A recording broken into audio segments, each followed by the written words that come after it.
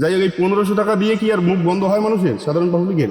তার জন্য আমাদের এখন এটাই দরকার, পাল্টানো দরকার। আর বাংলায় চাই শুধু বিজেপি সরকার। আগামী দিনে আমাদের কীরকম করে কিনা বেচা করা যায়, ঠিক আছে? তো এগুলা এখানকার মার্কেট, বর্তমানকার কিনা বেচা মার্কেট, কি বলবো, সব বেচা কিনেতেই হয় আর কি।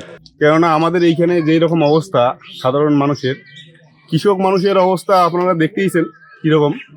মানে সব টাকা আর কি জমিতে ঢেলে দেওয়া হয়েছে, কিন্তু কোনো টাকা প্রাপ্ত হচ্ছে না। যেরকম আলুর দাম, আর যেরকম কি বলবো, আলুর দাম তো ফেলে দেওয়া, মানুষ তো আলু তো ওঠাচ্ছে না জমির থেকে। তো এখানে আর কি বলবো, আর এখানে এটাই দরকার, এখন পাল্টানো দরকার। আর বাংলায় তো বিজেপি সরকারকেই চাই, কেননা মমতা ব্যানার্জি সরকার যা উন্নয়ন করেছে তা মানুষ দেখতেছে, সাধারণ মানুষ বুঝতেছে। আজকে এইখানে চাকরি চুরি, আজকে এইখানে মানুষের চুরি, কি বলবো। আর 500 টাকা লক্ষ্মীর ভান্ডার দিয়ে কি মানুষের মুখ বন্ধ হয়? এখন 500 টাকা লক্ষ্মীর ভান্ডার বদলিয়ে, যাই হোক, এই 1500 টাকা দিয়ে কি আর মুখ বন্ধ হয় মানুষের, সাধারণ পাবলিকের?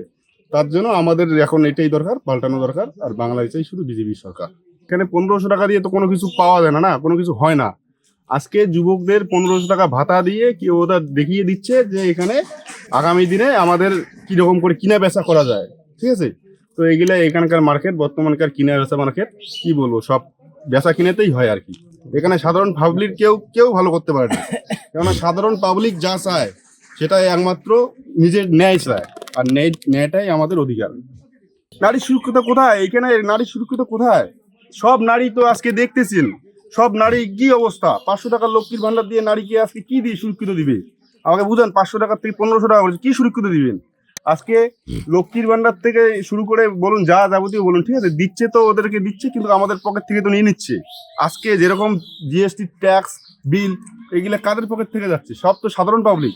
তাহলে এখানে লক্ষ্মীর ভান্ডার দিয়ে কি বোঝানো চাইতেছেন? লক্ষ্মীর ভান্ডার দিয়ে কোনো কিছু বোঝানো যায় না, ঠিক আছে? এখানে বাংলা শুধু চাকরি চায়।